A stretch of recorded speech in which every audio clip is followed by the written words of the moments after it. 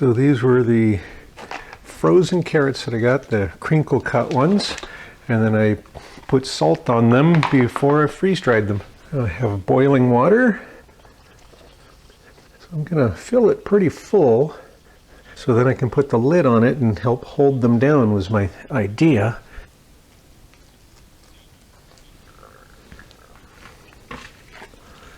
Okay, gonna put this on there. That way it pushes it down, so hopefully got the right amount. Looks like I might have just a touch too much water.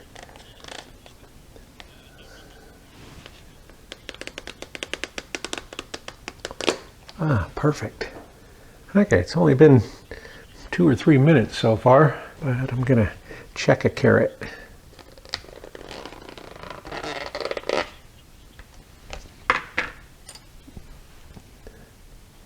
I think it's going to need 10 or 15 minutes because these are pretty thick, pretty big pieces. For more freeze-drying videos, go check out Catwood Cooking. I'll leave a link in the description. If you like what you see, give them a thumbs up and subscribe. There was no dry spot in the middle of that, but it wasn't fully rehydrated yet either, so it was a little bit spongy. But pretty decent for such a short amount of time. So I'm gonna put that lid back on. Gonna try to push the air out.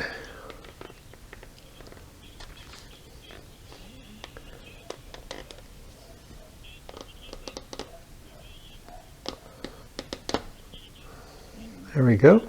So let that set for a few minutes. Let's double check these carrots. I'm going to pour out some of that water. This has been about 5-6 minutes. Oh, that's excellent. Okay, that was enough time with the, and these are big, pretty big, thick carrot pieces. They're as good as any frozen carrots would have been. And these were not fresh carrots, and they're not fresh carrots now. So they're like a cooked carrot. And for that, they're quite good. And these are the ones that I'd put some salt on before I freeze dried them. They've got a good flavor to it. I don't think I would need to put anything on them. Of course, you can never go wrong with butter and bacon. I'm gonna try some pork loin steaks that were grilled. This is from a couple of years ago. Oh, yeah, 2.5 years.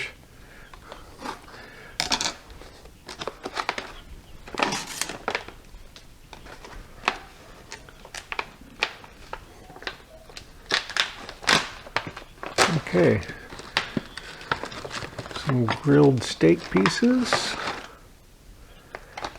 Pork loin. I'm going to try 2 of those.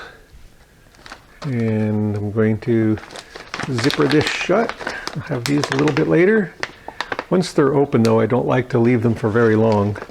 So I'm going to just pour a bit of boiling water over that.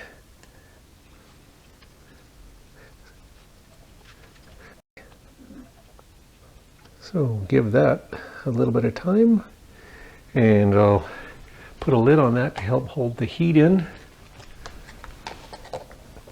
I'm going to check that. This one still feels pretty dry. Okay, this one has some softer spots in it already.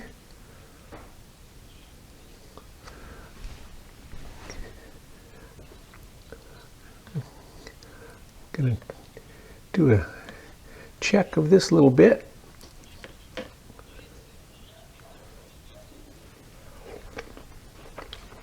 Oh wow, the thin spots was good already. This whole thing feels pretty solid piece still, but this was a more reasonable thickness. I mean, this one's very thin, but that's pretty good. I'm gonna check this piece a little bit.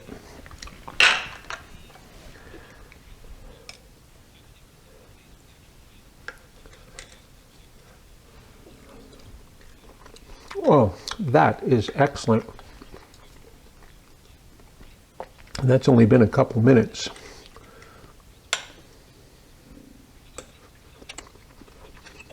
So I think it is important for some of these to make sure that you don't overcook when you originally cook it.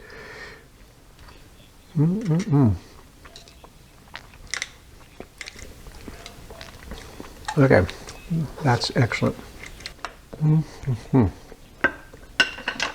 This little thicker piece I think is going to take longer. Okay, giving it a few more minutes. Going to check that. Oh, that feels much better this time. Oh, that side's good. Okay, to be fair, it tastes a little bit dry, like it's been overcooked. But again, to be fair to it, usually I overcook it. I'm going to add a bit of 57 sauce because that's what I do. So the thicker end still was okay. It was about as good as when I freeze-dried it. Again, unfortunately, I overcooked it a bit. That was simple and quick. And it would be even better if you were out camping. Okay, so I highly recommend it.